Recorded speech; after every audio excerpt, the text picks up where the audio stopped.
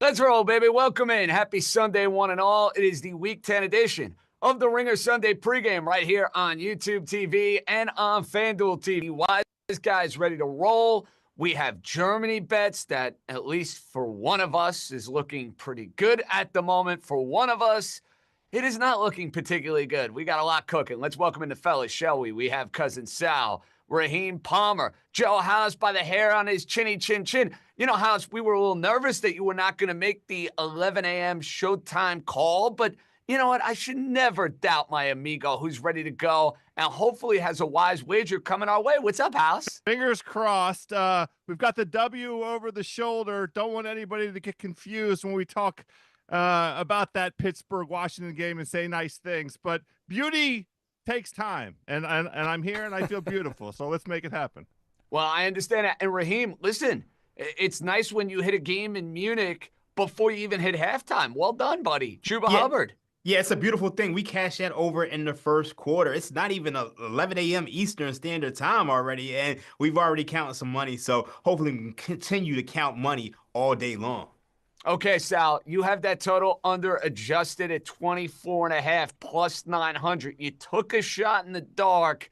How are we feeling going into halftime? Look, I could do basic math, right? 10-0. That's a lot. That's a good deal less than 24.5 if you double it. So if Daniel Jones stays on at quarterback, I think this bet has a shot. I took it at 9-1. Pathetic offenses. So keep it rolling, fellas, or not rolling. And listen, if the Giants are smart, you're going to see Drew Lock in the second half. And for what it's worth, Giants plus 200 to win the game. Raheem, any interest?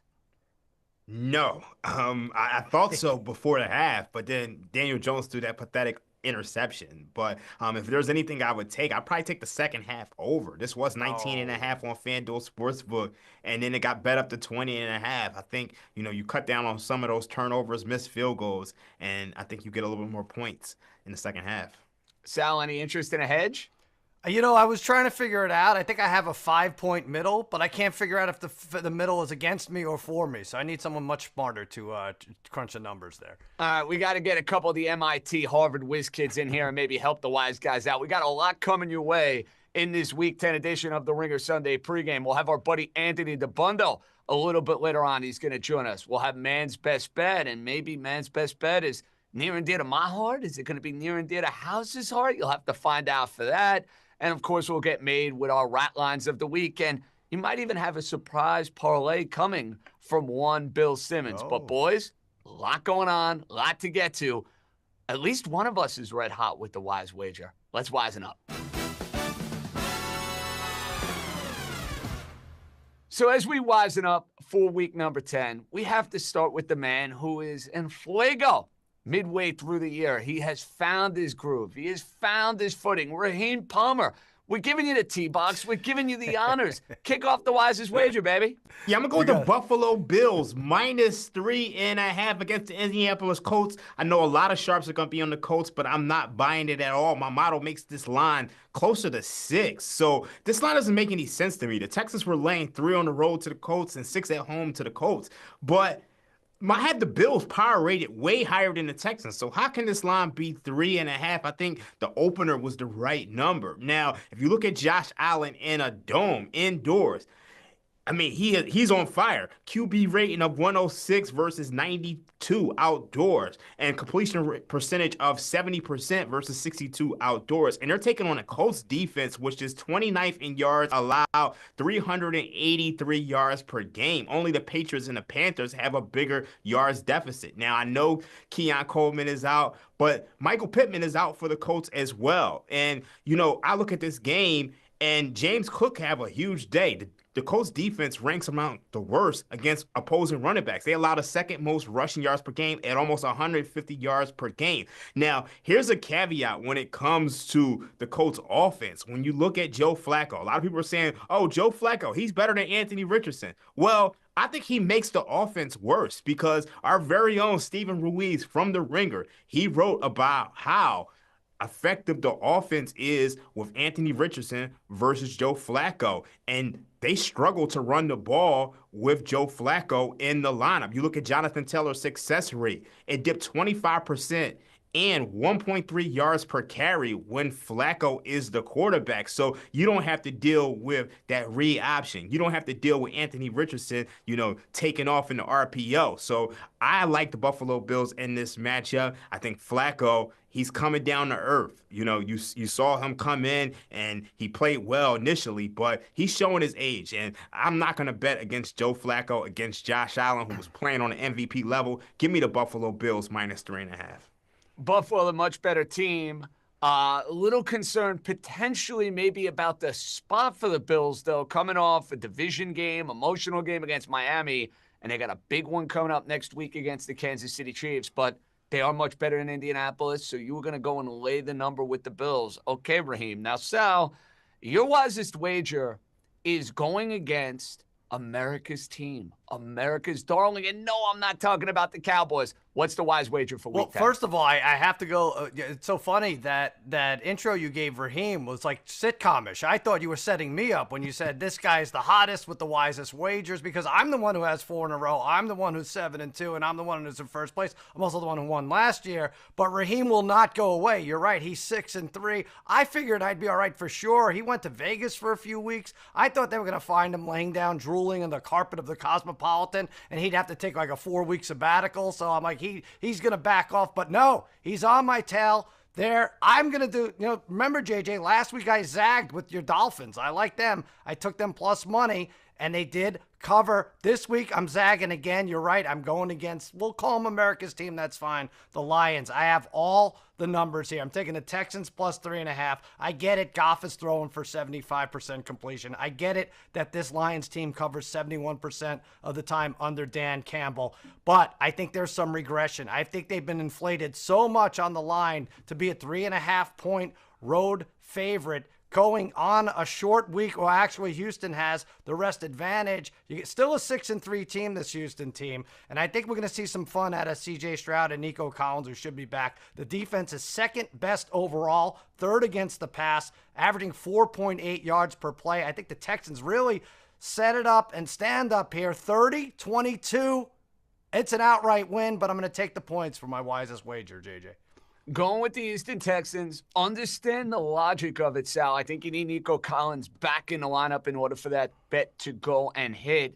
And one of these weeks, you got to figure the Detroit Lions are not going to go and cover a number because basically that's all they've done under Dan Campbell in the last 2.5 years. Got to be some sort of a market correction. Maybe it starts this week against Houston. Now, guys, for my wisest wager, I'm going in my backyard. And I'm going with a team that has not necessarily been very good to me and good to all of us throughout the course of this year.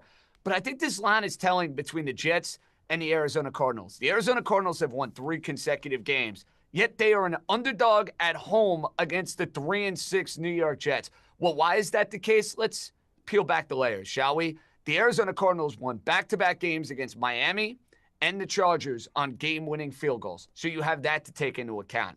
They took on a Bears team that can't beat anybody on the road with their head coach, Matt Eberflus, who is an absolute stiff and is going to get fired at the end of this year. And I think the Jets guys have found something here. I understand they're not going to be in the circle of trust. I understand they're going to do some wacky and wonky things over the course of 4 quarters. But they have the Garrett Wilson, Devontae Adams train going. Garrett Wilson had a monstrous second half. How about that unbelievable touchdown grab? Devontae Adams goes deep, scores a touchdown. Anybody seems to be able to run the football on the Arizona Cardinals. I think the Jets offense is going to do enough here to win this game. I think we're due for a Kyler Murray clunker. He's usually good for one of these every 4 to 5 weeks. We haven't had one in a while. I think we get one here on Sunday, and the line tells the story. The 3-6 Jets are favored against a winning Arizona Cardinal team. Give me the Jets, Jets, for Aaron Rodgers, for Devontae Adams. Hey, big week for RFK Jr., big week for Aaron Rodgers. Give me the Jets house. How about that? Let's make it 4 for 4.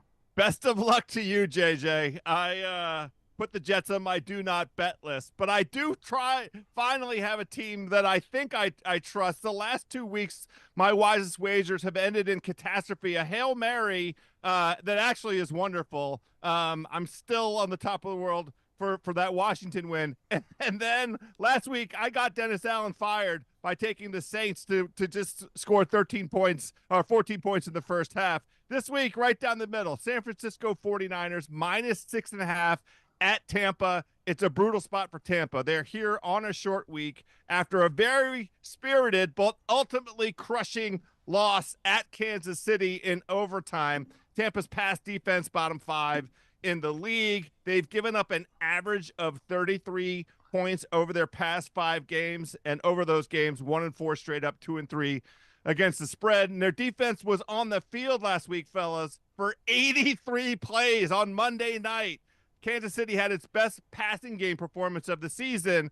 Right on time, we have San Francisco getting healthy, coming back from the bye. Hello, Christian McCaffrey. Welcome back, Debo. Welcome back to Juan Jennings. Since 2021, fellas, the 49ers, an NFL best 23-4 in the second half of the season. Todd Bowles.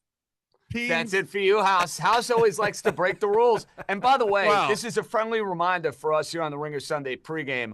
When you hear the voice of one Bobby De Niro, you have to know that your time is coming to an end with your wise wager or whatever you might be bringing to the table. You get the first warning, we'll let you keep going. You get the second warning, House, I don't make the rules. They are what they are. You have to follow. You have to fall in line, amigo. This is the funniest bit running, because if I did a stopwatch and did the times for each of your guys' walkthrough, it's fine. I'm fine. Wow, that's it. That's it. House bit. right now is not calling it fair and balanced. -6. Well, hey, I'm with you. Bottom line, San Francisco's the right side of the game.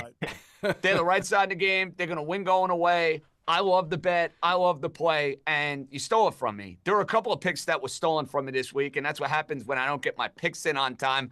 Still feeling really good about the Jets. Still feeling really good about my underdog. But, hey, when you snooze, you'll lose here on the Ringer Sunday pregame. Sal, House likes the Niners.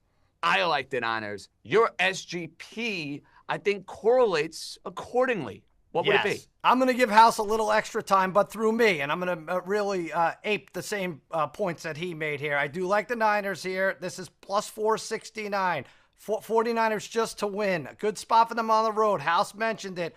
Physical game against the Chiefs for Tampa Bay, short week. 49ers win 82% of the games that McCaffrey starts. I'm picking over 47.5 adjusted. House mentioned the BUCS defense. Terrible. They've been involved in games that average 61 points over the last 3 weeks. Purdy, 250-plus yards. BUCS opponents have gone over 250 in 4 of last 5. Spencer Rattler had 243, for God's sakes. That was the one that fell down the cracks. And finishing this with George Kittle, touchdown, hit pay dirt in 5 of the last 6 games. 3 of 4 on Thursday. I'm going to hit all 4 today. 469. There you go, House. I got some time back. There you go. Thank you, Cuz. I appreciate it. Are you still going by Cuz? Yeah, I'm still going by Cuz. Equal opportunity love from the wise guys. Now, we had an SGP that featured a wise wager of one of our panelists. Well done, Sal, House, little synergy there. Raheem, your SGP features my particular wise wager. Let's hear it.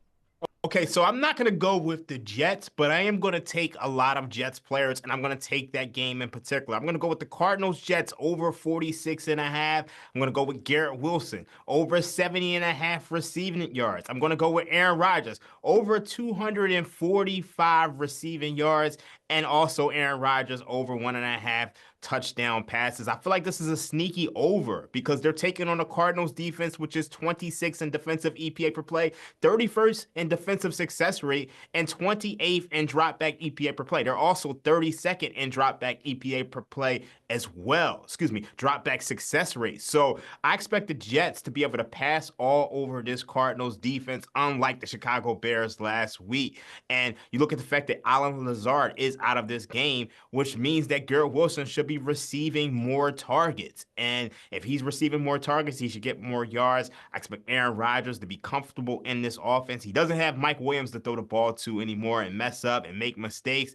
It's Garrett Wilson, it's Devontae Adams. So I expect him to go over this and throw some touchdown passes. That's my same game parlay. It pays nearly 4-1. I love it, Raheem, and I'll take it a step further and add the Jet money line to it and make it a 5-legger SGP. Jets are going to find a way to win this game against Arizona, and you are so right on Garrett Wilson.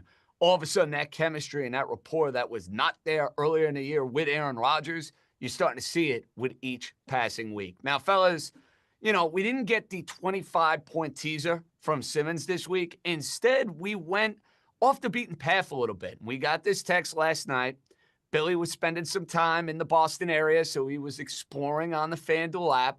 And let's take a look at the quarterback to throw an interception Poofecta parlay that he put together. Now, he needs some work here, Sal, with Bryce Young in order to go and throw one in the Germany game.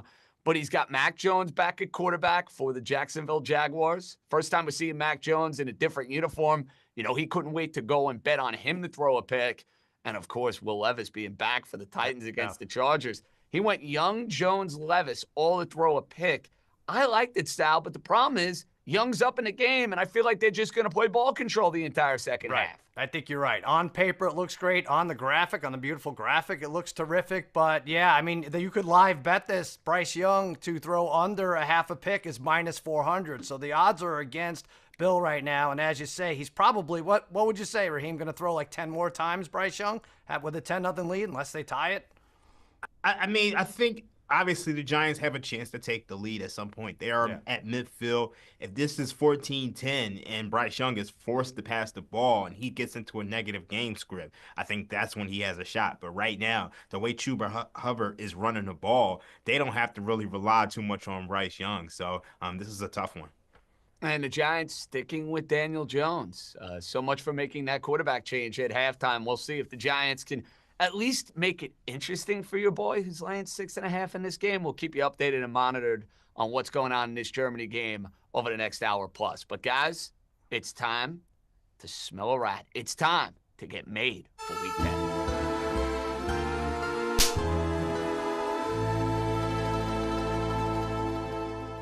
All right, it is now time for our rat line of the week. Who's going to begin? I'm going to begin.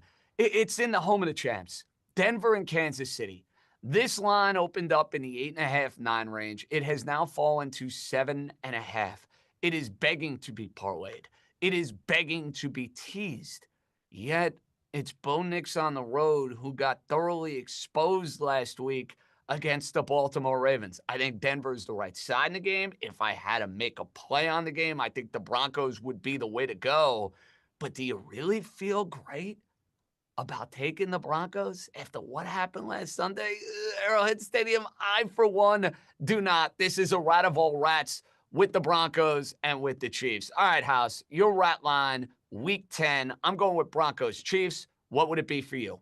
I'm looking at the Bills and the Colts, and I hate being opposite Raheem here. This is no respect to either Raheem or the Bills. I love the Bills, but this is a middle game trap situation after the tough division win against Miami last week and the Chiefs coming up. It's like, we're in Germany. It's like a liverwurst sandwich. The middle is terrible. The preseason look-ahead line for this was the Bills -2. It opened this week at Bills -4.5, and then the Indy money came in. It's down to 3.5. I would have laid off if this was 3, but at 3.5, it just is a little bit scary. Inside the X's and the O's, what the Vikings were able to do in blitzing Flacco and making him uncomfortable, that's not what Buffalo does. And the Bills are down 2 of their starting wide receivers. We know Coleman's out, and we'll see about Amari Cooper.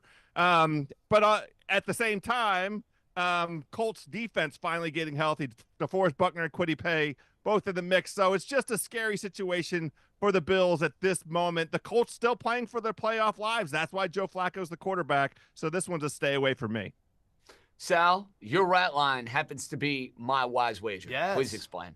I can't believe you're a New York guy. I feel like you've seen enough of these Jets to know that the only thing you can conclude is you can't conclude anything about them. But what thing you can say, they should change the name to the New York 1.5s, because that's what they are. They're always 1.5 to start the week. It swung right against the Texans. They were favored. They were an underdog, and then it went to 2.5, and then the 6-2 team lost to the 2-6 team. And this is the same thing. This swung. The Cardinals were favored by 1.5. Now the Jets are favored. So I don't even know what happened. I feel like you forget everything. It vanishes from your brain when you start talking about the Jets. And I can't pick this game right. The Cardinals are doing well, despite like the receiver of a new generation, Marvin Harrison Jr., not really contributing to this team.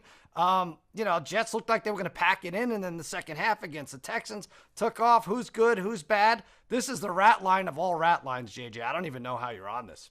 I am, because I think Arizona due for a little market correction. I think that's what it boils down to. Now, Raheem, your rat line may be featured a little bit later on in the show, which we will get to. But what is the game that really stinks the most in Week 10? Yeah, it's by far the Falcons -3.5 at the Saints. This game belongs in the witness protection program. I mean, this rat is wearing a wire. You're talking about a Saints team which has lost 7 consecutive games after starting 2-0. And obviously they fired Dennis Allen, and you get that new coach bump. Teams who dismissed their head coach at midseason are 9-3 against the spread, and that's lost 75%. However, when you look at this Saints team, their top 3 wide receivers are out. Chris Olave, Rashid Shaheed is out for the season. Cedric Wilson is out. So who are they going to throw the ball to? Are they going to throw it to House and Cousin Sal and JJ? Like, at some point, you have to be able to have receivers to throw the ball to. And you look at this Falcons team, I know they're 30th in pressure rate, dead last in sacks. But if you don't have any weapons, then I don't know how you keep up with this Falcons offense, which is scoring each and every week. And you look at the Saints, their defense is downright abysmal. So, and you look at the fact that they traded Marshawn Lattimore, it's just, I don't know how you back either one of these teams, because the Falcons can't stop anybody, and the Saints, they're injured on defense. They traded Lattimore. They don't have anybody to throw to. This is just a tough game, and I think you have to completely stay away from this one. Leave it over there. It's in the witness protection program. It's wearing a wire. Either side you bet, you're going to get burnt, so stay away. Raheem warning us to stay away with the St. Falcon game, but a little fair warning, Raheem. A couple of us have decided to dive in, which you will find out a little bit later on in the show. Y'all got bigger balls than me, because I don't have it. Joe House, Tyrone Tracy. Yeah. Touchdown for the New York Football Giants. We are back in the game, baby. We have hit our second bet here in the Germany game. Well done, House. Thank you. I mean, all Carolina does is let opposing running backs get into the end zone. It shouldn't have taken this long or been this hard. And I think Bill Simmons should get credit for the Daniel Jones pick. It should just been a Germany pick. Any quarterback that plays in that game in Germany fits the poop fecta. He should get credit for it. I think that parlay is still alive in my book. Well, let's hope so. I mean, he could have thrown both quarterbacks in the Germany game involved in the parlay. He's already gotten one to throw an interception in Daniel Jones. Now Bryce Young needs to cooperate. Raheem, that live line now, Giants -1.5. Might have missed out on +200, Raheem. Should have doubled back. Yeah, I definitely should have doubled back. And it's so funny because in our production meeting earlier today, I felt like the Giants were the play, but it's just once I saw that interception at the end of the half, I kind of lost confidence. But we're on the way towards a second half over. Like I told you guys, 20 and a half was the Sal, second you half should have over. hedged, buddy. I You should have know. hedged. We got a Nice touchdown. I think Yeah. this game opens up a little bit. You know, just when you think, maybe the Panthers aren't terrible for like 3 hours, Tyrone Tracy Jr., no offense, House, goes untouched for 40 yards. Give me a break. This garbage game. Yeah, I mean, the funny thing is, a lot of times in these, overseas games, we saw earlier this year, the Patriots went up 10-0 on the Jaguars, and then the Jaguars completely boat raced them. So, maybe that's a theme for, some of these overseas games. It feels like the Giants, they didn't get off the plane until the second half. Something to think about. I have on the Ringer special, which you want to check out each and every week on FanDuel, Sal, Raheem, House, myself, Simmons, the whole cast of characters putting up bets, hopefully cashing your tickets. I have a New York parlay. Hopefully we can bring that home to the 4 o'clock window. Now, speaking of stuff that may be disturbing, betting on both New York teams would fit that description. We lead into our OMG bets. Can't believe I'm making this bet for week 10. House, what is the OMG bet for you? It's the Colts, and I made the case as part of why I thought this was a rat kind of situation. I do think that the Colts are still playing for their playoff lives. It's why Flacco's out there, and the challenge that the Buffalo defense presents is very different from the challenge that the Vikings defense presents. We will see this week whether or not the change at quarterback is going to bear any fruit for the Colts, because this is exactly the situation that Flacco is supposed to flourish in. And on the other side, just a tough spot for Buffalo. So catching the plus, it's nearly 2-1. It's like plus 180 or so on the money line. Go ahead and just sprinkle a little bit down. That's what I did. Raheem, your OMG bet is beyond OMG. I'm actually surprised it didn't find its way into Man's Best Bet a little bit later on in the show, because if you hit, you would hit, and you would hit big. What is that OMG bet? Yeah, I'm going to go with the Denver Broncos on the money line, plus 315. Obviously, the Chiefs are undefeated, but they're not winning games with margin. It's not like they're blowing teams out. And they are on a short week, and they're taking on a divisional opponent that did beat them last year. And if you watch that game against the Tampa Bay Buccaneers, they gave up almost 5 yards per carry. So the Broncos, they run the ball. They're going to be able to run the ball against this Chiefs defense. And I think if they can keep this close, they'll have a real shot to steal this one. Now, I know Mahomes is, he's out of this world. He always tends to make plays when they matter, but he did get a little banged up on Monday night. So I'm going to take a shot on the Broncos to win this one outright, and we'll see what happens. If this ends up coming home to roost, you're going to be sick to your stomach. You didn't throw it in for a gigantic Man's Best Bet that might even put you in the lead, Raheem, if you would go and hit a plus 310 or something insane like that. Anyway, Sal, speaking of insanity, you're about to get a little wacky. What would it be? Yeah, this is stupid. Bears minus 11.5 adjusted, plus 200. I hate this Bears team. All I do is kill Eberflus, but if you look at it, at home, they beat the Jags by 19. They beat the Panthers by 26. Their last 3 home wins, the average margin has been 17. This is Drake May's second straight on the road. The defense is pretty good for the Bears, 8th against the pass. They should also be able to run against the 26th ranked Pats run defense. This could be another Chicago thrashing of New England like we saw in Super Bowl 20. Go ahead, Eberflus. Hand off to the fat guy. It'll work this time. Rookie quarterbacks. This is an insane stat that we caught. I went over this with House. This is from the Action Network, I think. Rookie quarterbacks 11-0 against the spread when listed as a favorite. 9-12-1 against the spread when listed as an underdog. What the hell is that? 26-13 Bears. Love when you throw a trend my way. The pride of Bergen County, Darren Rizzi, taking over for the New Orleans Saints. Dennis Allen's finished. That's addition by subtraction. Nothing about this game makes sense. It is a rat. Yeah, it might be a rat, but I'm not messing around with the points. Give me the pride of Bergen County, Darren Rizzi, to get his first win as an NFL head coach. Saints, outright, plus 164. That's our OMG bet for week number 10. We got so much more, guys, coming your way in this Ringer Sunday pregame, getting you ready for all the action. We got Man's Best Bet. We have our family meal we're going to put together. Anthony DeBundo will join us, and we got an update from what's going on in Germany. Stay with us.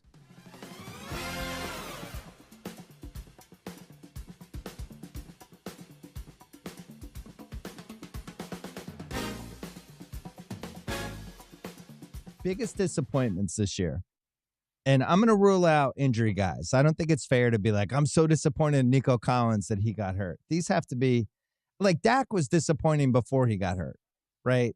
Yeah. It's disappointing if you start looking at, like, Breece Hall, who was the number 1 pick in the draft, right? And maybe that wasn't his fault. Maybe it's like how House's team took Alex Sarr with the number 2 pick in the NBA draft. Oh, are you going to defend Alex Sarr now? Why are we firing shots? I mean, I'm not firing shots. It's like the draft wasn't that good, and it's like we take Alex Sarr. It was you had to take somebody. The fantasy draft was good, and Breece Hall wasn't supposed to be just anybody. It was supposed to be a top 5 offense with this incredible offensive line, and the 40-year-old, lightness and darkness drug experimenter was supposed to lead them to the promised land.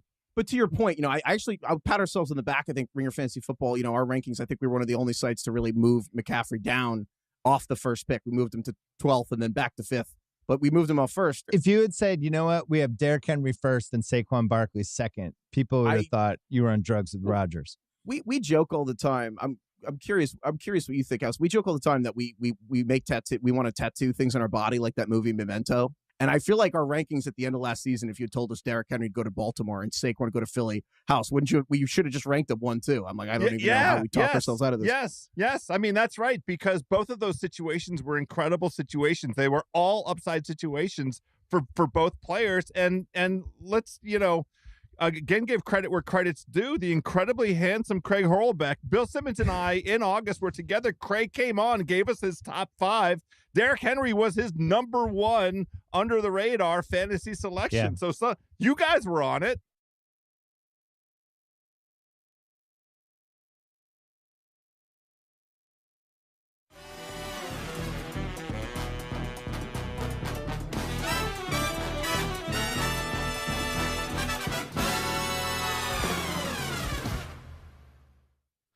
Welcome back. Can't believe it's week 10 already. The season is heating up, but prices are cooling down for NFL Sunday Ticket and YouTube TV.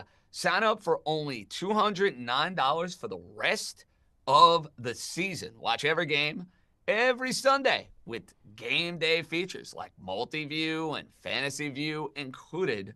Terms and embargoes apply. The wise guys with you here on the Ringer Sunday pregame as we spend the next hour together, and let's take a look at the wagers that we made for this dreadful game in Munich, Germany between the Giants and the Carolina Panthers. Joe House, a winner with a Tyrone Tracy anytime touchdown. Raheem, a winner with Chuba Hubbard going over 69.5 rushing yards. Cousin Sal, right now you are sweating it out with the total under adjusted at 24.5 at plus 900. You need some wacky things in order to hit this one, Sally. You know what I need? A miracle, divine intervention for the Giants to go and cover 6.5 in this game. So at least there's that, Sal. That's right. Yeah, I don't know. Now it looks like Raheem's right. Second half over might have been the play. The offenses are open up a little. Nonsense game. Now, gentlemen, we have the opportunity to get involved with a Giant to catch a pass bet. Let me rattle these off again. Neighbors is at plus 200. Wendell Robinson is at plus 200. Theo Johnson is plus 280. Tyrone Tracy is plus 440. If we want to get nuts and go with either Neighbors or Wendell Robinson for 2, Neighbors is at plus 500. Wendell for 2 is at plus 850. Raheem, I gave you a bunch. Who do we like? Who are we throwing in here? Give me Wendell Robinson. I don't know who's defending him, but he's leading the team in targets right now. And he's also leading the team in catches. So whoever that second cornerback is that's not defending Neighbors, it seems like they're picking on him. So let's go with him for 2. I mean, let's play this thing big. I like that. See, I was going to say Wendell Robinson was going to be my suggestion as well because Neighbors has not been as involved in the offense as he was maybe House early in the year. I think it's game plan more than anything else. These teams now playing the Giants are like, we are going to dare you to throw the ball to anybody else. Do we get nuts, though, and take Wendell for 2 catches? You want to do it? Yeah, let's go in that direction. It's Carolina. Like, what are we doing? Why would we hesitate? What's the explanation for tapping the brakes against this fierce Carolina defense? If we're going to pick a guy, then let's pick him. Plus 850, Sal. I know you like a big payout. Plus I'm 850. going to be a little sissy boy here and just go with the 1 reception for, what'd you say, plus 200? He does have 5 targets like Raheem pointed out. And when Daniel Jones is locked into somebody, just go with it. Go with it, baby. Why are we going to go against DJ and Wendell connection? Plus 200 for 1 reception. So we will keep tabs on what's going on in Munich, Germany. The Panthers just had a touchdown taken off the board. They did. Scored. It looked like they were going to score. They had an offensive formation penalty. So they are driving. I'll give you a little play-by-play if you want. Young under center, 2 men to his left, 1 man to his right. Chuba Hubbard in the backfield, in motion. Oh, we have movement. Dexter Lawrence jumped. All right, nobody needs any more play-by-play from me. Maybe we'll do it a little bit later on in the show. All right, guys, we got a YouTube comment. This one comes from our pal Remington, not Rennington, Remington Burke. House, oh, he is a fanboy. House is the man. Maybe he can sneak in a b-ball play in here because I love some hoops. I'm in Vegas right now trying to lock some stuff in before my tee time.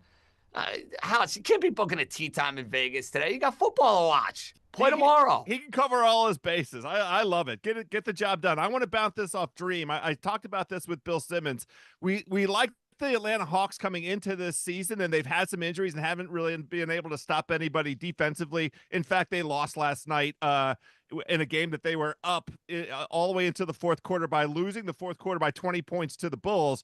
But I still kind of think the Hawks are live to win the Southeast Division because I don't like either of the 2 teams that are ahead of them. The price right now for the Hawks is 17-1. Dream, any interest in that at all? Ugh. That's doesn't tough. seem like a yes. Enough said.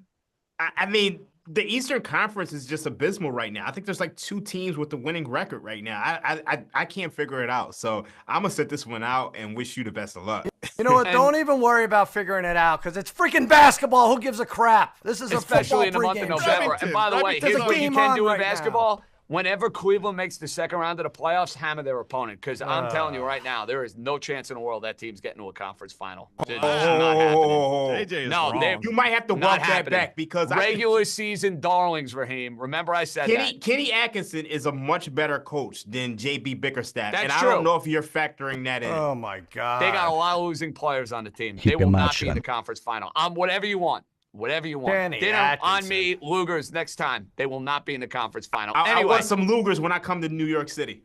Done and done. Medium rare, though. We don't order it medium. You got to get medium rare at minimum at Lugers. If you want to leave a comment or a question for the wise guys, you can do so if you're watching on YouTube.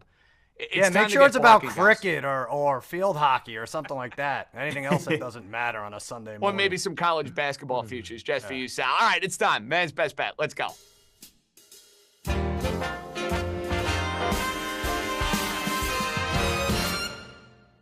Guys, I'm starting the proceedings. I've had terrible luck with this team all year. I've had them in a couple of wise wagers. It's blown up in my face. Now I'm trying my luck with the man's best bet. I'm taking the Miami Dolphins outright against the Los Angeles Rams. Couple of different reasons.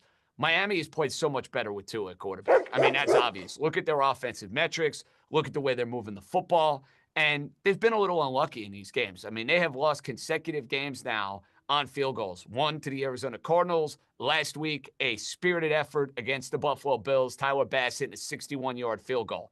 Now, some are going to say you're concerned about Tyreek Hill. I am a little concerned about Tyreek Hill, but the Dolphin offense with Tua back is way more diverse. You could go to Devon Achane. You could go to Jalen Waddle. Raheem Mostert running the ball if he can hold on to it. So I like a lot of things I'm seeing from Miami. And you look at Los Angeles, they got very lucky to win last week against the Seattle Seahawks. I think their defense can be exposed here in this spot. And the line is telling. You got a 500 Ram team at home only laying 1.5 against the 2-6 Dolphins. Dolphins find a way. I'll take them at plus 110. House, I went with my favorite team. You actually have done this a lot, and you've actually had success. I guess either success fading your team and getting wins, or is it success? I don't even know how we judge success with this, but you have the commie Steeler game for man's best bet. And explain your logic. Yeah, I am undefeated picking against my team on the money line and having my team go out and kick the other team's butt. So maybe there's a little bit of that hedge going on here, but I'm on Pittsburgh, and so is the market. The price earlier in the week was all the way up plus 130 on the money line. It's down to plus 110 because everybody's waking up this morning and being reminded that Mike Tomlin and the Steelers as underdogs is a winning proposition. I could do a dozen trends that support Tomlin and the Steelers coming off a bye week. Tomlin and the Steelers as road underdogs, 59% against the spread. Tomlin and the Steelers over the past 5 years when they're going up with their own bad quarterbacks as dogs in general, 67%. Tomlin and the Steelers against rookie quarterbacks, 26-6 straight up in his career. I'm not going to go through all of them. All I'm going to do is observe how close I think this matchup is. These two teams as a very juicy, possibly the juiciest game of the weekend. We can mark down Washington's offensive success and look at their schedule, but if we're going to do that, you have to look at the Steelers and the very high defense rankings they have and look at the offenses they've gone up against. There are some doozies. I hate that the C words are not going to have Brian Robinson or their brand new trade acquisition, Marshawn Lattimore. This game, to me, it's a field goal, it's a turnover, it's a 50-50 split. Let's go ahead and put in a little bit on Pittsburgh to win outright because this is the kind of spot that Tomlin's been successful in his whole career. Well, you're not wrong on that. Mike Tomlin as an underdog is straight cash money. Serious, straight cash money. Okay, Raheem. This dog of the week is not going to be a favorite of one cousin Sal, but that's okay. There's a little conflict between you two as far as some varying picks, which we will get to. So what is your underdog of the week? You're thinking big here. So it's not a favorite of cousin Sal, but it is a favorite of the Podfather. And, you know, the Podfather runs all of this. He's the reason why we're here. We're going to go with New England Patriots plus 225. I'm taking a shot on the Patriots against a Bears team, which has regressed offensively since the bye. I mean, this team's been terrible since the bye. I don't know what Caleb Williams did over the bye. I don't know if he was out there in Vegas partying and he can't handle it like me. But during the past 2 weeks, the Bears are 30th in offensive EPA per play and 30th in offensive success rate. And the Patriots have actually been the better offense with Drake May. And if you look at this Bears offensive line, they're really struggling. They allowed a 42% pressure rate against the Cardinals, who doesn't have a good defense, and a 62% pressure rate against the Commanders. And now they're down 3 starters on the offensive line. So even this Patriots defense, which hasn't been great, should be able to get some pressure here. And if you look at the fact that the Bears, they're struggling offensively, it seems like the vibes are off.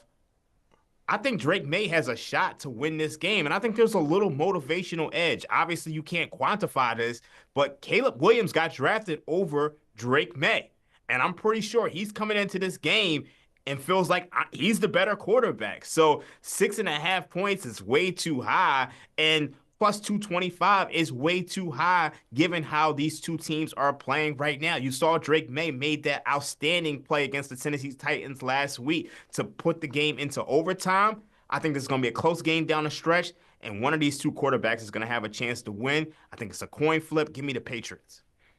Fascinating pick, Raheem. Fascinating pick. We know the splits for the Bears at home as opposed to being on the road. That said, this one kind of fit the stay away category for me. You know, it's tough for me because you guys know I've been betting the Bears like 4 or 5 weeks straight. So if I'm on the other end, it tells you how I feel about the vibes of this Bears team right now. Well, and you have to wonder with Chicago, if their season officially went down the drain the minute that Hail Mary against Washington was completed, vibe completely going in an opposite direction. Now, Sal, I am going to like your dog of the week. We are aligned on your dog of the week. What is that family play? First of all, with respect to Raheem, I didn't know Bill Simmons has positive thoughts about the Patriots this week. My God, I'll change my Bears pick. Well, I'm flabbergasted now. House, one thing, if you like the Steelers, do the Sal special, the Steel City special. Washington first half, Pittsburgh to win the game, plus 950. All right, JJ, yes. The Saints, plus 154. I think the Falcons a bit overrated. They beat a shorthanded BUCS team. They beat the Panthers. And like you said, Darren Rizzi in for Dennis Allen, who, by the way, took Derek Carr off his Christmas list. Again, his Christmas card list. That's very weird. Rizzi, JJ, just a few days, moved lockers around. He demoted the defensive staff, switched that thing up, and he installed an activation period before practice, which means these guys are going to stretch, which I think we should do before the show, if it works, in fact, this week, and I think it will. Over the last 7 years, Cousins 3-10-1 against the spread after back-to-back wins. He does not good in this spot. This is a big comeback spot for the Saints.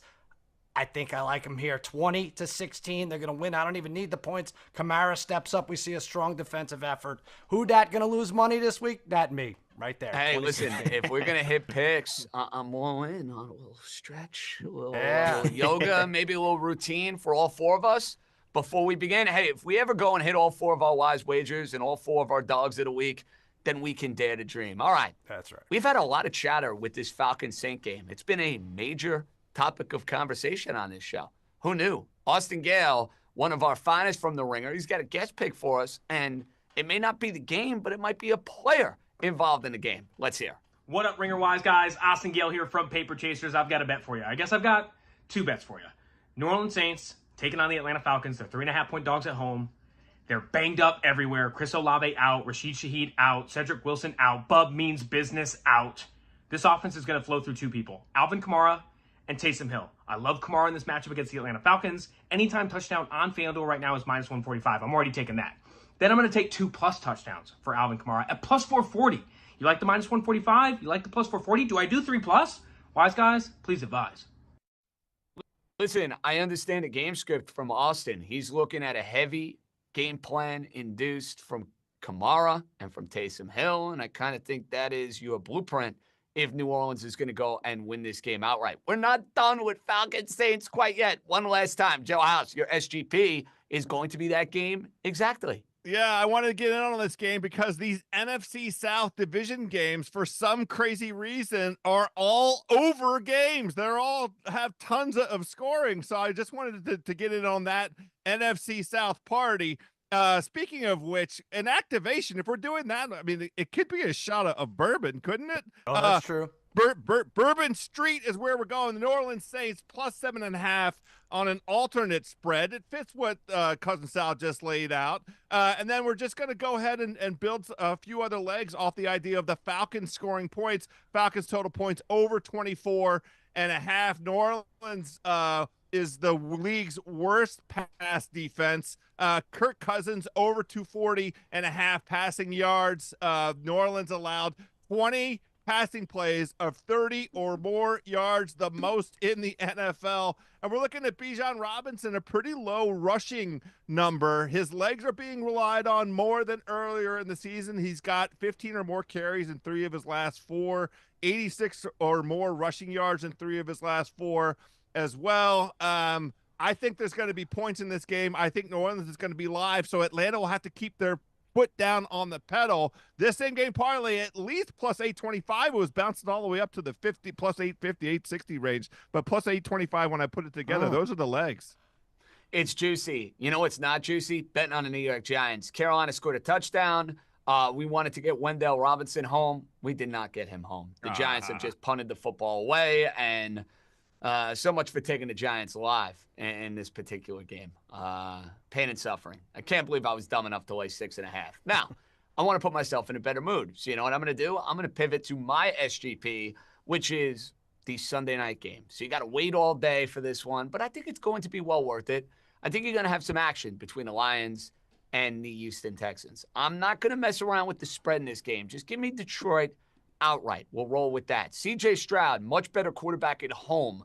225+ passing yards. That's how we're going to attack the Texan angle of this. Plus, when they get inside the 10-yard line, they like to run Joe Mixon. We'll take Mixon to go and get an anytime touchdown. And then my guy, Mr. St. Brown, 60+ receiving yards. So that 4-leg SGP, a little over 5-1. So, Sal, you can have your Lion or your Texan +3.5. Just let me have the Lions to go win the game with all these other legs, and then we go from there. All right, fine. You'll take it. I accept it. Let's get in the kitchen. Let's finally hit one. We're getting closer to Thanksgiving. That means the ingredients are getting closer to perfection. We're right there. Let's cook up our family meal for Week 10.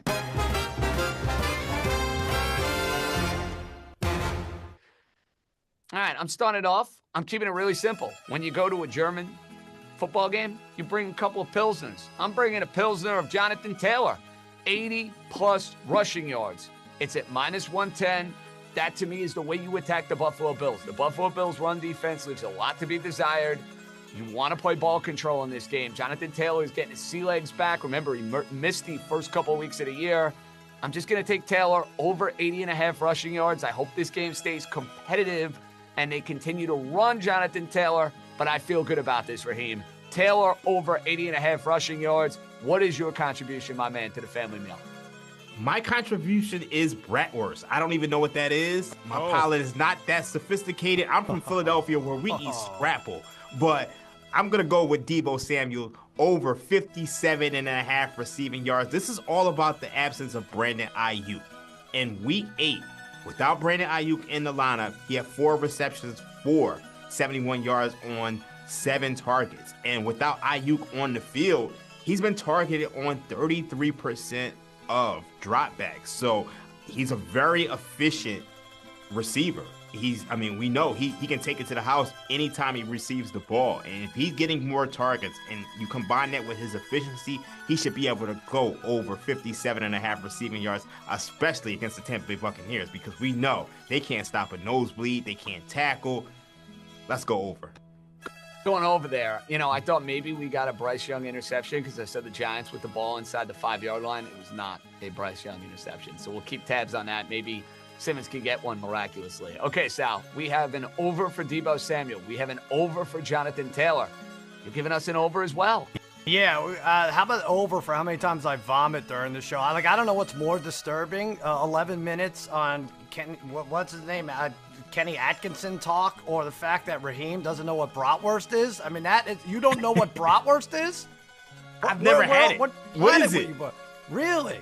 House, set them straight. I know, we'll get back on track. I promise. It's just the German version of an Italian sausage, and it's delightful. It's a little bit less spicy than an Italian sausage. It's kind of easy on the palate. They eat a lot of those out at the tailgate at Green Bay. You drink them with the Spotted Cow beer. It's fantastic. I feel so uncultured right now.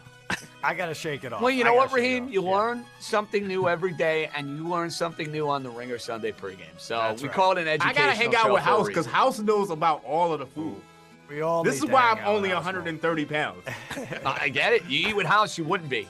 Sal, anyway. All right, listen. Now that we got bratwurst out of the way, what's the over? We got it out of the way. I actually did look up Josh Palmer. That's my prop, over 27.5 receiving yards, which seems crazy. I feel like he's in on every drive, every play. I looked up his favorite food. AI said it was pasta, so let's do pork schnitzel and pasta. He's all right, Joshua. I'll just call him Josh. 4 of his last 5 at home. He's gone over this number. His longest reception has gone over 16 yards in 5 straight games. Over that span, he's averaging 29 for long. I don't know why this is so low. Chargers, I really like these Chargers today, by the way, just to win. I could see a SoFi sledgehammer jumping squarely on my fat head here, but I like this over 27.5 a lot.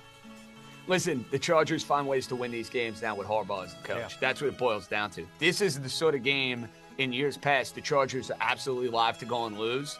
Not with this coaching staff. Speaking of which, House, your contribution to the family meal is directly tied into Chargers and Titans. Let's hear. Yeah, it's correlated like schnitzel and Bavarian cream pie. Absolutely. Justin Herbert over 1.5 total passing touchdowns. The market does not seem to have caught up with the shift in the Chargers offense. Justin Herbert is healthy now. Through the first 4 games of the season when his ankle was messed up, he was dropping back only 25 times a game, completing just 15 passes. His last 4, 38 dropbacks a game with 22 completions a game, averaging 287 yards a game. He's cashed over 1.5 total passing touchdowns twice in a row, and the Chargers are going up against a defense that, yes, has a good reputation, but when they go up against good quarterbacks, Jared Goff, Josh Allen, yes, Joe Flacco, and Aaron Rodgers, those guys all threw for over 2 touchdowns against this Titans defense. We're going to get this done this week, Cousin Sal. Me and you, buddy. Let's do it, buddy. Let's do it. Come on. Warriors. In the spirit of Deutschland, can we finally bring home our first family meal of the 2024 season? Let's take a look at what we cooked up here in Week 10. Chef JJ giving you Jonathan Taylor over 80-plus rushing yards. Sal, Joshua Palmer over 27.5 receiving yards. Raheem feeling some Deebo over 57.5 receiving yards. And then last but not least, a little dessert, Justin Herbert, who has been resurgent over the last few weeks, over 1.5 touchdown passes. Guys, if we can hit this sucker, it's a little over 12-1. We're right there. It's right in front of us. Can we finally bring it home? We transitioned from our family meal. Guys, we have gotten our insane tease of the week from one Bill Simmons. This just came in. Let me make sure I have it right. Sal, we have the Colts plus 17.5. We have the Steelers at plus 15. We have the Niners at plus 6.5. And we have the over 24.5 for New England and Chicago. If there's one of those legs that would scare you, I think that over in New England and Chicago would scare me the most. Yeah, that's the one that's the most frightening. Yeah, because he's backing his own team. He's expecting Drake May to put up points on the road, second in a row. But we could see 20-3 or something. Would that surprise you if you saw a 20-3 clunker out of the Patriots? It's got bad weather, too. The weather forecast has big winds in it. Yeah. They might just run all day. My biggest concern is the offensive line for the Bears. Like, they're missing 3 starting tackles, and then the offense hasn't been good. Yeah. All right. Well, maybe that's so it. a little hesitation from the fellas as far as the legendary tease that seems to hit every week. Yeah, he hit like 8 out of 9. I think he lost last week. He had Denver, right, against the Ravens. He did lose last week. We have to be fair on this. He doesn't win every single week, but he's had a good track record with it, so it's something to take into account. All right, guys, let's take a look who's in, who's out for Week 10 as we take a look at the scratch board. Christian McCaffrey, big one for the San Francisco 49ers. He is going to make his season debut. He will play this week. Tank Dell in for the Houston Texans. You'll have to stay tuned on what's going to transpire with Nico Collins. Don't have an update on that yet. Drake London going to give it a go for the Atlanta Falcons. And for Keon Coleman, he is out for the Buffalo Bills as they're taking on the Indianapolis Colts. So we have anytime touchdown bets, which are always fun. We've been doing this later in the show. We have gotten in the lab. We've tried to figure out a couple of winners for anytime touchdown bets. Sal, give me one. I like Taysom Hill. Unlike Tyreek Hill, sorry, he gets in the end zone, JJ. 5 targets, touches, I guess, inside the 20-yard line. He has 3 touchdowns. He has 3 in the last 3 games. I think this is a coming-out party for the Saints. They like to give it to him down low. Taysom Hill, he's been added and dropped 37 times in your fantasy league this year. You just don't realize it. Taysom Hill, touchdown, plus 185. Ooh, I like that. Plus money, especially. Okay, Raheem, you're going with all reliable for an anytime. Yeah, I'm going with David Montgomery. Anytime touchdown, minus 130. And you look at the last 22 games, he scored touchdowns in 17 of them. I mean, that's 77% of the time. And if you look at it minus 130, what are we looking at? What is that? Do the math in my head. That's about 56% to break even. So if he's scoring in 77% of the last 22 games and your break-even rate is 56%, that tells you this is a profitable wager. So go ahead and take that one.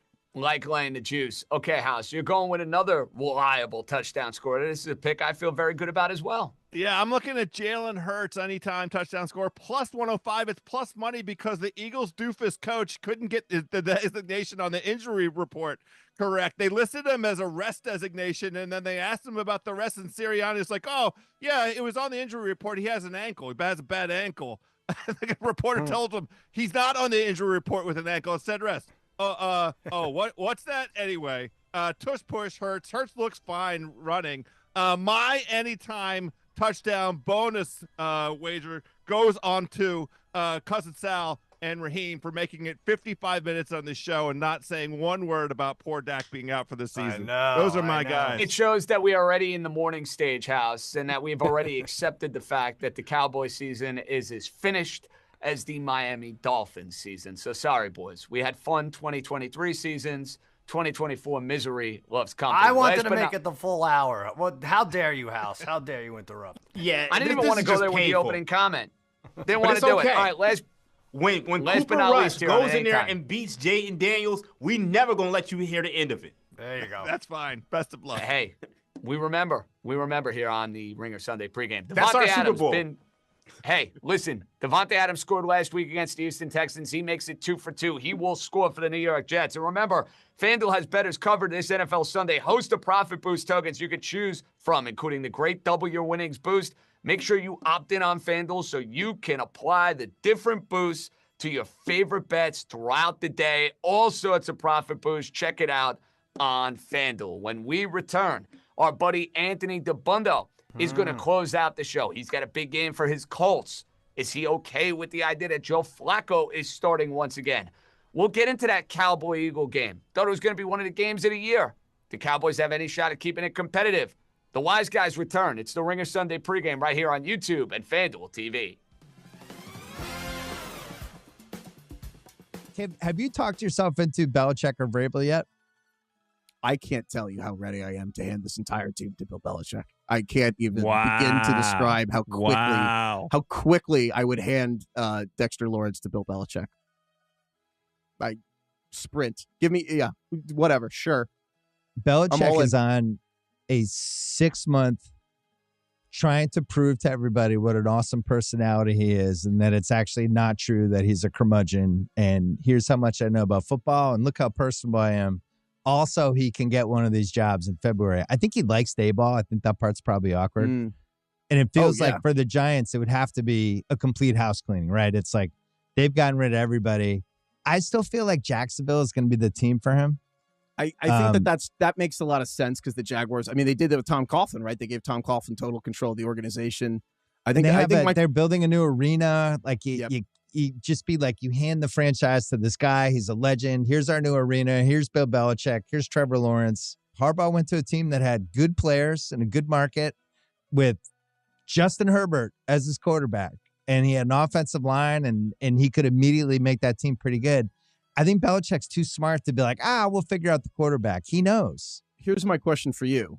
What do you think he wants? Because this is like a Phil Jackson thing where he kind of wants control, but like, he's kind of like a check as you're going out. Or do you think that there's like real motivation and that like we'll see a level of energy we probably have never seen from a 70-year-old coach? I think chip on the shoulder combined with the wins record. So he's got to go to a place where he can put together wins. I don't think he wants to rebuild something from the bottom. But like, what does he need? 18 wins in 2 years? Like that doesn't sound great to me. Like if he's like, we've eked out 3 10-win seasons and lost in the wild card round, and then he retires. I don't know if that's like necessarily awesome for someone who has literally zero track record of any of his coaches having any kind of like legacy whatsoever.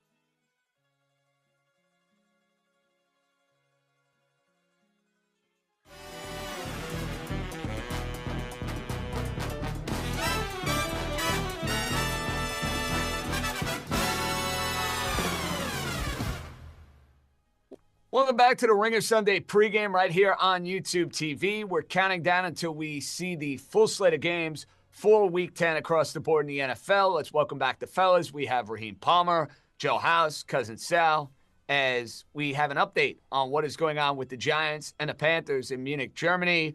The Giants trail 17-7, but they are inside the 20-yard line. Daniel Jones rolling to his right inside the 10. So we'll see if the Giants can go and get some more points, which would not be good news for our pal Cousin Sal, who took a shot with the total adjusted at 24.5. Raheem and House with winners with Chuba Hubbard and Tyrone Tracy, respectively.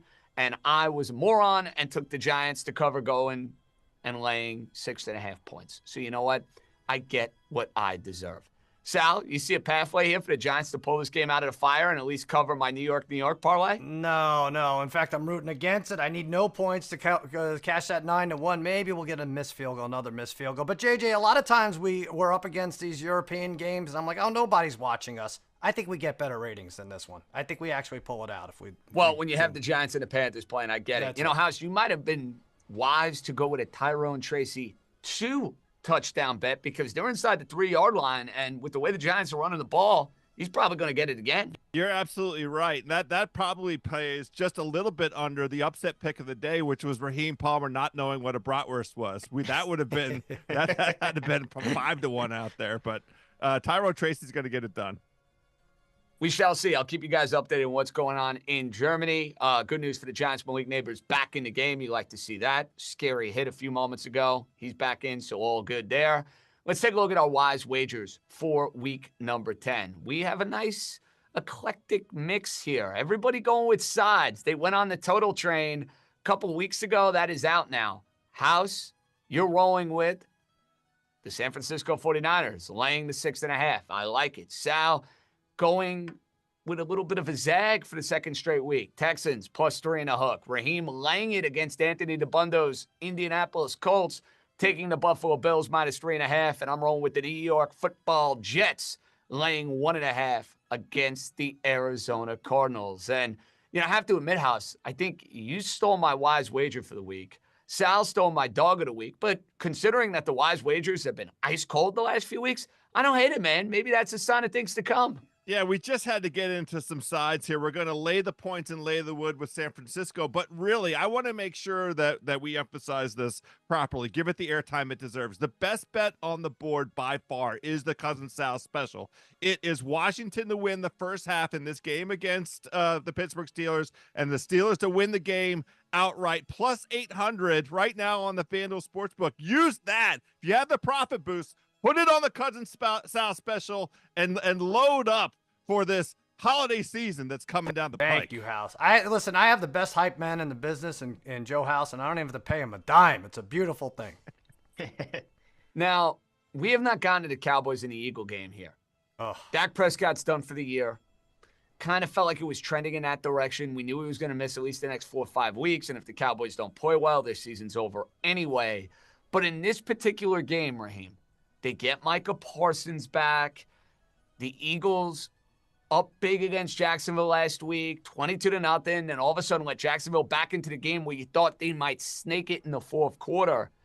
Would you feel comfortable laying 7 or 7.5 with the Eagles this week? I would not. I'm not betting the game. I want no part of getting anywhere near Dallas with all of the just uncertainty they have on offense and the lack of talent they have on offense. But I'm not laying 7.5 with the Eagles. Where do you stand on this one? I actually am laying 7 with the Eagles. This Cowboys team stinks. I know they had the pedigree of being America's team. They are my team. They're Cousin Sal's team, but they're horrible. They can't stop the run. Tell me, me and Danny were talking about this about a week ago. Tell me what the Cowboys do well. Name one thing. They kick. They do. That good place Jerry kicker. Jones press conferences are the best thing on TV every single week. That's what they do well. That old fella up there, well, we're pretty close. Oh, Jerry, please stay alive for another 15 years, please. They can't stop the run. Yeah. They're dead last at EPA per play, dead last in success rate. They can't stop the run. They can't pass the ball. They can't run the ball. Like Sal said, the only thing they do well is kick. And at some point in time, it's just Saquon Barkley is going to be able to get off here. A.J. Brown is healthy. He's playing in this game. I don't see how this is not a blowout. And, here's an interesting stat that I read today, and I thought it was, absolutely hilarious because the Eagles haven't played well in Dallas. Well, the last 3 games the Eagles have played in Dallas, they have a defensive touchdown in each of them. In 2021, Fletcher Cox had a fumble recovery. In 2022, Josh Sweat had a pick 6. In 2023, Jalen Carter had a fumble recovery. You can go on FanDuel Sportsbook right now and take the Eagles defense to score a touchdown. And, maybe you throw a shot on that. What are we getting, 8-1 there, Raheem? Yeah, something like that. I'm actually not sure. I'll pull it up. Sal, would you make a case for Dallas keeping this game close or you don't see it? Here's what I'll say. I agree with Raheem about as much as a person could agree with someone who hasn't tried a bratwurst in his life is possible.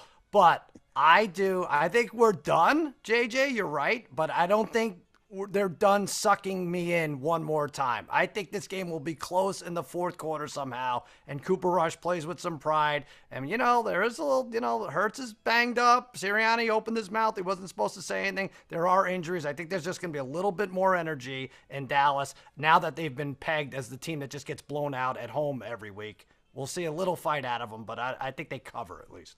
I tell you 6-1, by the way. We take the 6-1 on that Eagle touchdown. We take the Cowboys on Thanksgiving against the Giants. Okay. That's when we take it. Oh, God, that's going to be a hard game all of a sudden. Giants and Cowboys on Thanksgiving. You know what? Plan accordingly. That's all I'll say. Nephew Kyle, our buddy, our pal, spends a lot of time with Cousin Sal on Sundays for Guess the Lines. I think this is his first appearance making a pick for us. Maybe I'm wrong on this. Maybe I forgot last year. But Nephew Kyle, my buddy, what do you got for us this week? Boy, we must be near the absolute bottom of the barrel here because they've asked me to make a pick. Last year, when they tapped me to do this, I screwed it up. But I'm going to go with what I know, and that is a Hunter Henry anytime touchdown. plus 410 at the Chicago Bears. Security blanket guy. They have a great connection. He's got the best odds of any of the Patriots pass catchers. And through Drake May, all things are possible. Maybe even this. Hunter Henry, anytime touchdown, plus 410. Kyle, speaking from the heart, and there you have it. He did make a pick last year, and I don't remember it. It looked like he was in a nice California setting, maybe going out for a nice meal on Saturday night when he submitted that video. So best of luck with Hunter Henry. Guys, quickly, Chargers, Niners, Vikings. This one is a YouTube comment from our buddy Mickey. Not Cowboys. I'm sorry. I read it wrong. Chargers, Niners, Vikings. Sal, who screws that up? That's a money line, or what is that? I'm sorry. Teaser, 6-point teaser. Chargers, Niners, Vikings. Maybe the Vikings. I don't know why. I'm down on the Vikings more than most people, and I get it. There's injuries, and no Trevor Lawrence. We got our guy in there. So the Vikings is the one for me. Who screws that up, House? I agree with you, cuz it would be the funniest thing in the world if Mac Jones goes out and beats the Vikings this week. Like, how preposterous would that be? So that would be the one, just because of how ridiculous this NFL season's been. See, I'm with them, Raheem, because I can't see the Niners losing, and I can't see the Chargers losing to Tennessee with Will Levis at quarterback. To me, it's Minnesota. Yeah, I think I agree. And I did not want to agree with everybody. I kind of wanted to be It's no fun. I knew you were trying to be just have a bratwurst. But you can't force it. Fine. You can't y'all really want me to try this bratwurst? Have y'all had scrapple before? Of course. Because that's what we eat in Philadelphia. Yes. Also delicious. I haven't, and the next time I'm in Philly, Raheem, you're going to have to educate me, my man. So we're going to have to find a way to make that happen. House, you are done for the day. I'm making a call to the bullpen. I get ready for your C words coming up in the next 45 minutes, and I'll see you Monday for East Coast Bias. All right, pal? I can't wait. We're going to be talking about another victory Monday, one way or the other, either my Pittsburgh moneyline pick or Washington. Let's go. You love doing this because you can't lose. You're not kidding. All right, football fans, the season is heating up, but prices for NFL Sunday Ticket are cooling down. That's right. You can sign up for the NFL Sunday Ticket and YouTube TV bundle for only $209. Sign up and watch every game every Sunday for the rest of the season. Terms and embargoes apply. We welcome in Anthony DeBundo. He's ready to rock for Week 10. And DeBundo, as we welcome you in, we have to have you kick off the proceedings with a wise wager. Now, your wise wager, I have it in front of me. I'm going to like it. Sal's going to like it. Join the club. What's the play? First off, hopefully this call to the bullpen is more of a Luke Weaver than an Emmanuel Clase here. But that's a good reference. I'm glad you didn't go with the Nestor Cortez reference from Game 1 of the World Series. You could have really needled your boy with that I thought about it. I decided to be a little nicer. So I'm going to go with the Saints plus 3.5, minus 110. And I get it, right? It's very easy to lay out the case for the Falcons. I mean, look, the offense has been humming. They've been great this season. Since Week 1, really, Kirk has dominated, especially in the division where they're 4-0. But I do think that the division success against some just genuinely terrible defenses in Carolina and Tampa Bay has kind of inflated the perception of what the Falcons actually are. And now I think they're a little overvalued here in this spot. And this is the situation where, the Saints had a little bit of quit in them. If you watched them the last 2 weeks, their tackling just fell off a cliff out of nowhere. All of a sudden, Carr going out certainly didn't help. And I didn't think Carr was particularly healthy last week. I thought he was maybe came back a little soon. This is the spot where you get the all-in effort. And this is why I like the Saints catching over a field goal today. I love it. Listen, all-in effort, division game, home dog, coaching change. You add all of that up, and then you take the pride of Bergen County, Darren Rizzi, and put him there yelling and screaming at New Orleans Saints for 1 week at least. They're going to get results. Listen, he has them stretching, Darren Rizzi does. That's so important. When we watch a Saints game, what's the first thing that stands out? It's like, these guys haven't stretched, right? Now you don't have to worry about that. Saints cover and win. He is going to be a lunatic on the sidelines, and guys, I'm here for it, at least for 1 week. Now, some rah-rah. We are going to have a little conflict here, DeBundo, because you are an Indianapolis Colts fan, and our buddy Raheem Palmer, for his wisest wager, took the Buffalo Bills. And I think Buffalo is much better than your particular team, but I think it's a bad spot for the Bills when you consider last week, emotional game in the division. The following week, it's the game of the year with Kansas City and Buffalo. Raheem is taking the Bills, laying 3.5. Your team, sticking with Flacco at quarterback. They're out on Richardson for the time being. Where do you side on this matchup? Yeah, if the Colts are out on Richardson, then I'm out on the Colts. As a fan of the Colts, it's very disappointing to me, the situation. I thought about wearing my Richardson jersey in solidarity, but I didn't have the pride to put it on. It was just disappointing. And honestly, anybody who followed the Colts closely enough knew that last week was going to happen. And in the sense that the biggest thing right now is that the run game when Joe Flacco is in for the Colts is useless. They have not gotten anything out of their run. And Richardson's threat to run has helped the run game a lot. And they didn't have a single trip to the red zone last week. So I can't, in good faith, bet the Colts here. So I would lean with Raheem. But my concern with the Bills is their list of available receivers today is rough. I mean, no Cooper and no Coleman, and it's Shakir and a bunch of guys and Curtis Samuel and some dudes off the practice squad. Like, the way to beat this Colts team right now, as currently constructed, is to go through the air because their corners, their secondary is soft. But the run defense is improving. So I actually took some under here in this game. Yeah, Anthony, it's funny. You talk about this game. We discussed market correction, right? So I think we're going to see that in a few games, right? I think, like, maybe the Bills are a little inflated with that line. Maybe the Lions are. Maybe the Falcons are, just like we talked about. What about that Lions-Texans game specifically? I like the Texans offense to blow up a little. I know you say you need Nico Collins. You don't. I think either way, this is a letdown game for the Lions. So this is your wise wager, right? That's right. So you think Collins is going to play? I do, but I also don't think it matters as much as everyone else does. Interesting. So that does not play into this, Sal. I almost feel like getting Collins back. Yeah, I'm would worried play about them into it, without changing Collins. the Texan offense. Yeah, of course it matters. But I think the Lions defense, it can't travel as much as it does every single week. It's been good, and we're like, oh, they can win anywhere. They can win outdoors and indoors. I just think this is a letdown spot. That's what I'm banking on more than anything. Yeah, I do think the Lions are a little inflated. I took the under here as well, betting against human achievement today. But I just really don't love this Houston offense in general. I made this joke with Austin on Paper Chasers. I have bet against Houston in some way, shape, or form 6 of the 9 weeks this season, and just never really bought into this offense being as good as anticipated. And you look at their offensive line, that's what scares me the most. Not just the receivers being out, but, like, can they sustain long drives in this game? I don't know if they can convert in the red zone. That's been a big issue for them. Detroit's run defense is pretty good. So I think this is going to be a little bit of a grinder of a game. I think Houston's defense shows up, though. Guys, this Giant Panther game is so bad. I know we have other stuff to get to, but I have to acknowledge this. I have not turned it on. Daniel Jones no bratwurst throws for me. a 1-yard out that has no chance of doing anything, and it's dropped by Tracy.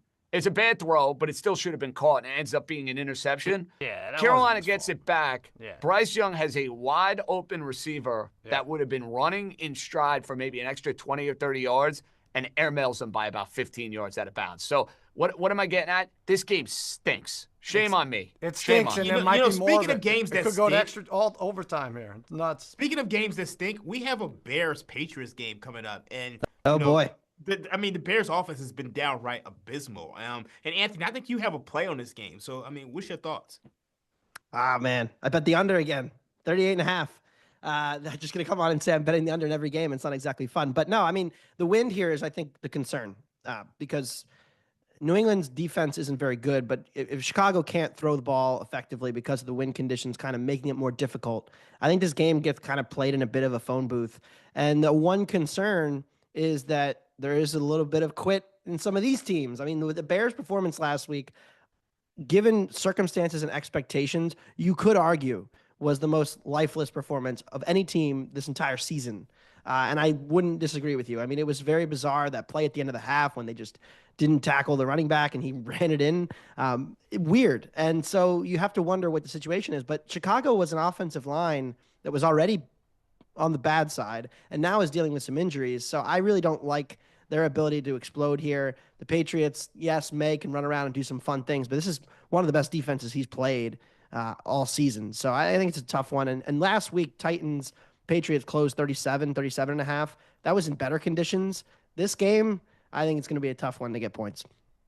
Here's my fear with the Bears now moving forward, DeBundo. There are moments for teams in a year where you just wonder if things are going to completely spiral out of control. I have to wonder if that Hail Mary in Washington 2 weeks ago is like the turning point in the year where everything just goes off the rails in 2024 because of that sequence and the events after the fact, and you just can't recover as a team. It's something to think about here. Yeah, I was even concerned. I mean, they had like 2 or 3 great offensive games. Then they went into the bye week, and it's like, all right, they hit the reset button. They had some bad games, some good games. Maybe we see something different. And then what? They have no points after 3 quarters. Even before the Hail Mary, like the offense was so stuck against a defense in Washington that's like pretty average at best. So the fact that they had no creativity, no new ideas, no cohesiveness coming out of the bye, then the Hail Mary happens. They couldn't even steal the win. You're right. I think that there's real questions about this Chicago team, and they have the toughest schedule left in the NFL. So it is painful to watch Daniel Jones try and play quarterback. I'm just throwing that out JJ, there. The only quality year, Yeah. Sal, by the way, you want to talk about some guy having the Midas touch? The only quality year of his career is when he came on my podcast once a week, and I sprinkled that voodoo on him. I'm just throwing that out man. there. Right. Just throwing that out let me there. tell you something. So The you're fourth down responsible play for the coming contract. up. That's right. If he gets them in field goal range, I could see them winning by 6 in overtime. He did not and get then them in field goal range. You lose by a half a point. I didn't see the fourth down Which play would yet. be horrific, by the way, Sal. I'd rather they lose outright. know. I mean, know, that does me absolutely no good. I actually want them to lose outright because me and Anthony have a little competition on adjusted win totals, and I believe I took the under on the Giants win total. What was that adjusted win total out of curiosity? 4.5? I think it was 5.5. I just threw away my notepad with the numbers on them like 3 minutes ago. I'd have to pull up the That's sheet all right. of We that. want to make you do more But work. I believe we do it have was more. 5.5. Yeah. 5.5. Okay. DeBundo, the Dolphins. You watched them a couple of weeks ago with me against the Indianapolis Colts. They were just painful offensively.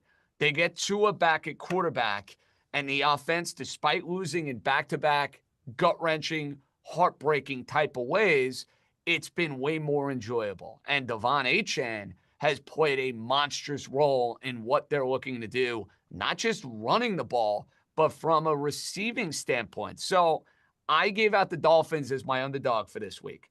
I also, on our Ringer Specials tab on the FanDuel app, 25 rushing yards, 25 receiving yards, and the Dolphins to win. A little under 2-1. What do we think about that? And do you buy what you've seen the last 2 weeks from Achane and the Miami offense? I don't know if I really enjoyed watching the Dolphins, but I did enjoy watching you watch the Dolphins. Oh, that's worth the price. That was all. You had the Absolutely. socks on. You were sitting on the couch. You kept sinking lower and lower into the couch. And then Tim Boyle came in for the game-winning drive, and he airmailed a pass on 4th down. And the Colts won and covered. It was great. Me and Jomi were enjoying that one. But, yeah, I mean, Achane is so obviously like the difference maker for this offense. And the thing about it is that they're clearly afraid of getting to a hit. And it's always been an offense that's like, you know, pass and shoot, ball out quick. But they've taken that to the extreme now, and that has just super benefited Achane as a receiver. And last week's matchup, definitely more favorable for using Achane, right? The Bills keep the 2 high. Achane had a ton of success out of the backfield in the first meeting against Buffalo, did so again this week. Now you're paying a little bit of a premium, 5.5 receptions over is even money, though. I think that's a good way to play this. I mean, I think they're, especially with Waddle just completely disappearing this season and them not having a ton of depth beyond Waddle, it's like, all right, they have Hill and they have Achane. And that's kind of the whole offense at this point. You know, they've gotten some production from tight end, but for the most part, it's been those 2 guys. And so Achane is just like essentially a receiver now. And if you treat him like that, the betting odds are still kind of catching up to where he should be from a reception perspective.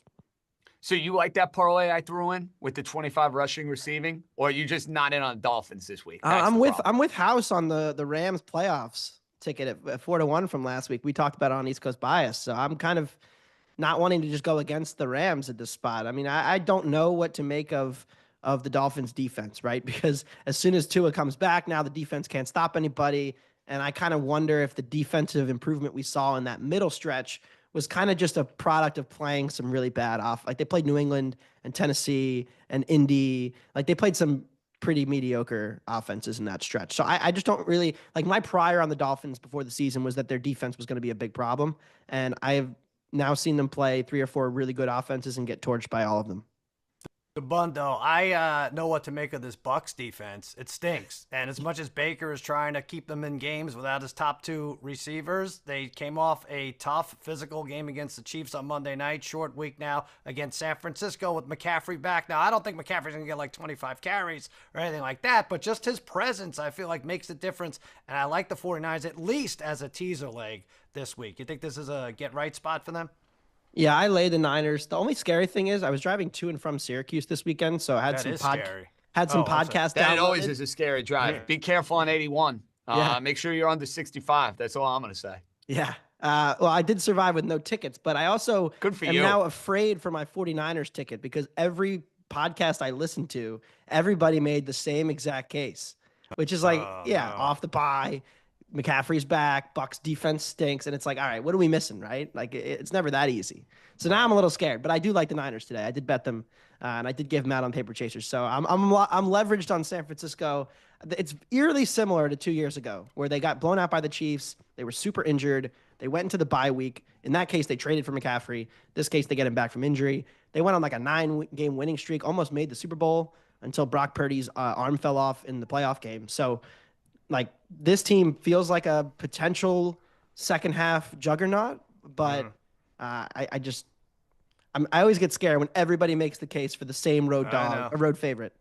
How do you feel about the total? Because to me, I think there's an edge there. I think it's over 48.5. You look at the Bucks this season, like they can't stop anybody, and they're pretty much a over team in the same way that the Baltimore Ravens are. So, what's your thoughts on that?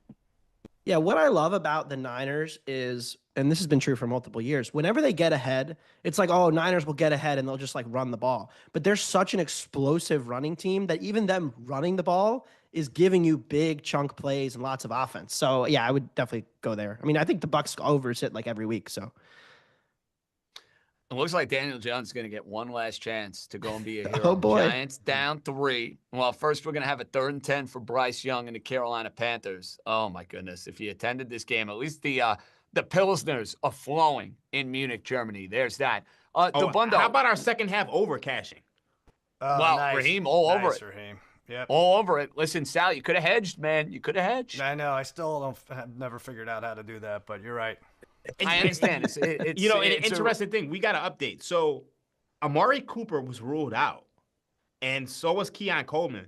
But the line moved up the Buffalo Bills -4.5. Yeah. FanDuel Sportsbook. So why do you think that's the case? I would love to know. you want me to read the available receivers? Good thing you for the locked Bills in today? 3.5, by the way, for our show. Hopefully that point is not I significant. might have just Raheem. moved the number, though. Oh, I Maybe. just saw. Wow, that's a break. Bill signed Antonio Brown, so he'll be replacing those guys you said that are out. Yeah. These are the Bills receivers today: Khalil Shakir, Curtis Samuel, Mac Hollins. I think most of us know those guys. The Mac Man. I may bet the Mac Man to score a touchdown today. He Then we finds got- pay dirt more often than you think. Wide receiver 4 is some fella named Jalen Virgil, and then Yeah. Terrell Shavers. They'll be fine. They got 2 tight ends who can catch the ball too. I think That they'll be also all right. is true. Yeah. Can't forget about Knox and Dalton I mean, but Kincaid. Pittman's out for the Colts, so who are He you is. guys throwing the ball to? That might be an upgrade for the Colts the way he's played the last 3 weeks. He's been mailing it in. In fact, I would argue if Pittman wasn't hurt, Richardson would have never got benched because Pittman had some plays where he was like weak to the ball and it cost them like 30+ yard plays and probably cost them that game against Houston. He's been not healthy for a long time. I'm not going to lie. If Richardson and Flacco were my quarterbacks, I might mail it out into. I understand. Now, DeBunda, we have gotten your take on Sal's wisest wager with the Texans. We have gotten your take on Buffalo and Indianapolis today. This guy has needed a little juju. I might start drinking cayenne pepper with the quarterback of the Jets. I'm taking the Jets here in this game. I am. I know. Man, Listen, they why? were good to me on Thursday night. Hold on. They were good to me on Thursday night. They are favored against a team that has a winning record. We know Arizona's been very fortunate to win a couple of these games. Not as much Chicago, but Miami and the Charger game. I think this line, number one, is telling us something, and I think the Jet offense has kind of found something with Devontae Adams and Garrett Wilson. I'm taking the Jets, but I can just tell immediately you don't like it. Well, I will say this about the Jets. If you look at their schedule of defenses, they've played one of the toughest in the league. If you go down the list, like at Pittsburgh, Buffalo, Minnesota, Denver, at Tennessee, at San Francisco, even Houston. Like those are all above average defenses for the most part. And so now they get to play the Cardinals, who are probably the worst defense they've played, them in New England, right? And so you wonder, like, on a turf in good conditions with extra rest, is this finally the game where we see the Jets offense look a bit more like what we may have thought it could have been before the season? And so I think that's the one case for the Jets. But again, I don't really trust them. Like, I thought the Thursday night game said more about Houston and where they're at than it did the Jets. Because even in that game, I agree with that. Stupid penalties to like give them extra possessions. The guys drop, like they don't look well coached. And so if they're going to be in all these close games with bad special teams and bad coaching, I'm like, I don't really need to get involved. So I'm, as I do with every week with the Cardinals, passing. But I would look toward the over here. I mean, I do. But you're not feeding me. It's just to stay away. Jets you're team total over, maybe. Away. I don't know. I do think there is something to the fact their schedules have been really tough in terms of defenses this season. Final one, guys. YouTube comment. What is the best way for us to bet against the Jaguars today? Sal, I really don't want to tease Minnesota. I don't want to go near this game, to be honest with you. I really don't. Yeah, I feel like I've made too much fun of Doug Peterson for my bets to cash in betting again. You know what I mean? I feel like karma has shifted the other way, and I also think Vikings are a little bit overvalued, and maybe the Jaguars play tough at home, although I am, not putting any money on Mac Jones. Yeah, I don't know how you bet it. I don't know. Jacksonville under team total? Because I wouldn't lay it on the Minnesota side. I think Bill actually bet this the correct way if you want to bet against the Jags. They bet Mac Jones interception. Now, I do think Mac Jones with Doug Peterson in this Jaguar system is going to be better than Mac Jones in the Patriots system. And I think that's the thing that actually scares me about this game. Now, the one thing we know is that the Jaguars, they play a lot of man coverage, and they really can't defend the pass at all. So, maybe you play some Justin Jefferson props. Maybe you play some Aaron Jones props. Just, looking for ways that correlate towards the Vikings winning without necessarily playing the point spread.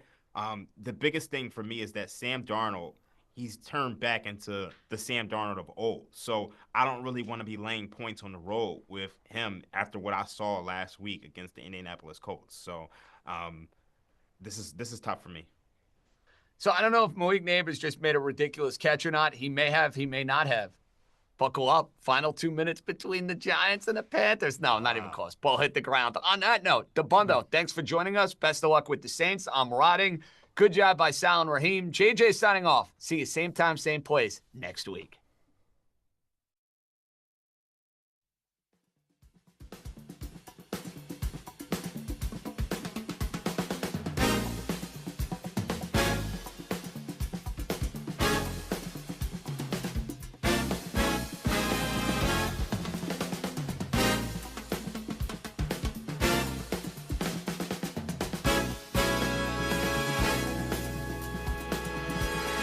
Keep in Martian.